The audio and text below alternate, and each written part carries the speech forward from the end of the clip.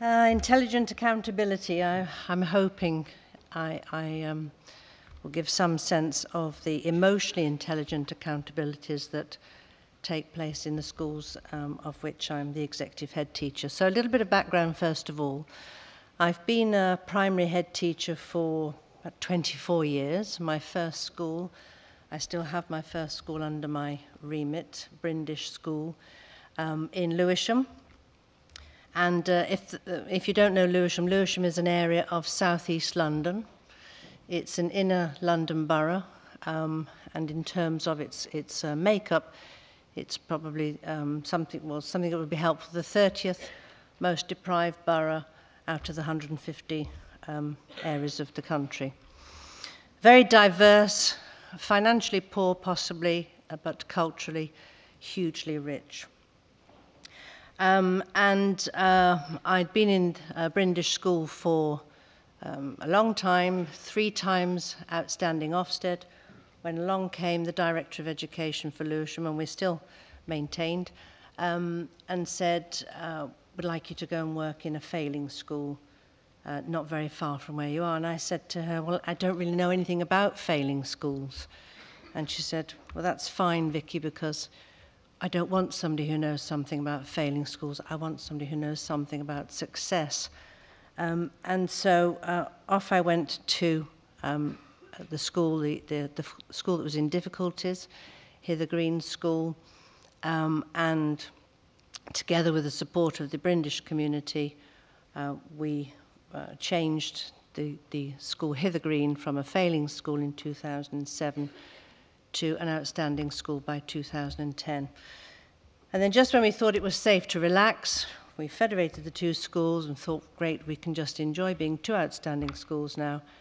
And along came the Director of Lewisham again and said, we found another one for you that's just slipped into a category, a school called Manor School. So in 2011, we went to Manor School as well. And I'm saying we because I don't change schools, but I have teams of people who help me to change schools. And in 2011, we went to Manor.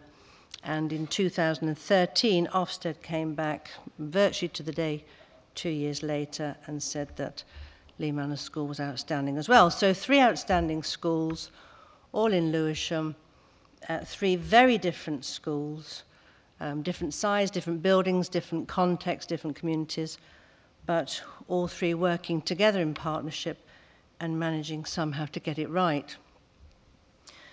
What I learned from that is what works, works. Doesn't matter about the size of the building or the size of the school or what that community is or what its history has been.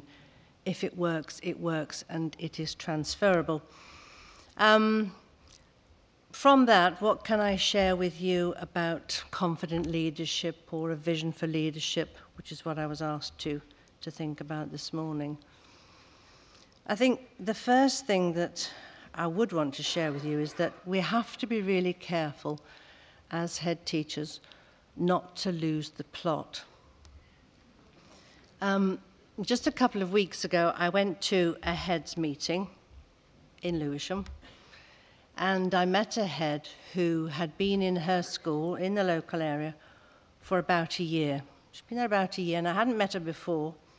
And I thought I'd go and talk to her, and I introduced myself, and I said, how's it going in your school? What's it like? You've been there about a year. What's it like? And she said, oh, yes, it's fine, she said. We've got an average point score of 28.2, and I think in this next cohort we'll move it to 30. And I was really stunned. I'd never heard a head teacher talk about their school to somebody they never met before in terms of the point score. Children don't come to school for point scores, do they? They don't come to school to raise your average point score. So I thought, well, perhaps I've asked it in the wrong way. So I said to her, well, how's it going? What are your plans? And she said, oh, we can't plan anything at the moment. We're waiting for Ofsted. And I said, we can't plan it? No, she said, till we've had Ofsted, we can't do anything. I said, how long have you been waiting for Ofsted? She said, since May. So this is 6 months. 6 months of a child's life waiting for Ofsted. Children don't come to school while we're waiting for Ofsted or counting point scores. So don't lose the plot. What we're there for is not to wait for Ofsted or count points. We're there for, what we're trying to do is to create schools which are fantastically exciting and creative and warm and interesting places for children to come to school and learn how to learn and achieve and aspire. Or aspire and achieve, whichever way. And I think that's probably the most important thing that we need to remember. What we're there for is we're there for the children and their learning. We're there to give the children the very, very best opportunity that we can to make our schools be places which stand out, be places which are outstanding, never to accept second best. And I hear people accepting second best all the time. I hear people talk about, oh, well, we had to appoint that teacher. I know he was only satisfactory, but we had to appoint somebody before Christmas. Or teachers who say, oh, it was just a quick lesson, it was just a filler. Or people who say, well, I put that display up, it was just to fill a space.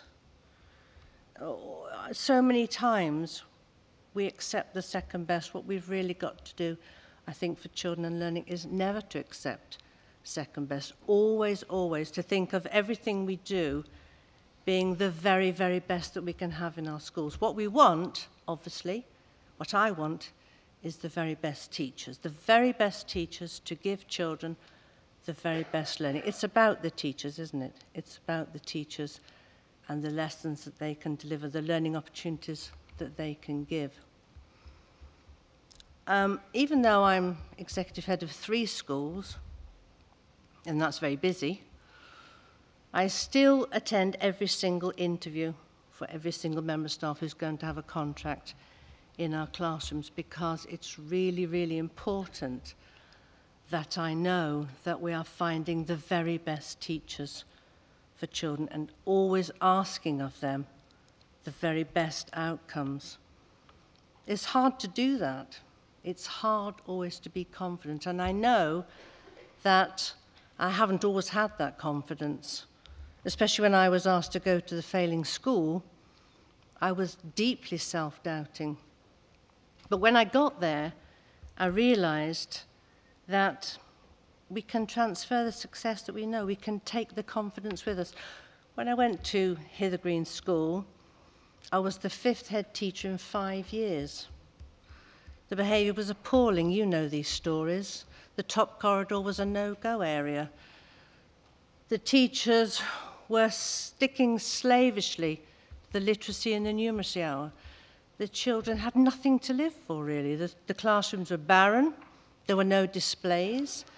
And the teachers would say to the children, close your mouth, don't talk, close it up, empty your hands, listen to me. Teachers who had lost the plot about learning. We don't learn with empty hands and by not talking.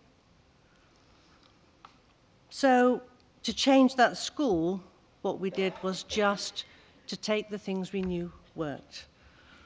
We filled the school with artifacts and resources, with photographs, with poetry, with tapestries. We took the children out of the school. We live in London, and we can have free transport on Transport for London. So we took the children to museums, to galleries, to walk along the River Thames. We took them out to forests. We invited into the school musicians and sports people, people with circus skills, poets. We changed what was going on in that school to the things that we knew would work for children, and it was highly successful. So what I would say to any of you who are thinking about how we can keep that confidence in our leadership, I would say just focus on the children and their learning. That's what we're there for, and giving them the very best learning opportunities that we can. What about Ofsted? Well, we talk the talk, don't we? We talk to our children, we talk to our teachers about what learning's all about. We keep focusing on what could be possible.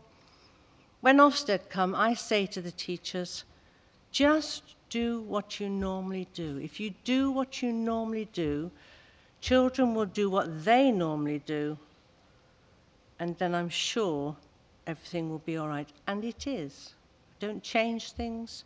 We have the narrative that tells the story. When Ofsted come, we don't respond to Ofsted. I tell the teachers, let's respond to the children. If we take care of children and their learning, then Ofsted will take care of itself. And in my experience, across the 3 schools, that's what works best for us. Thank you.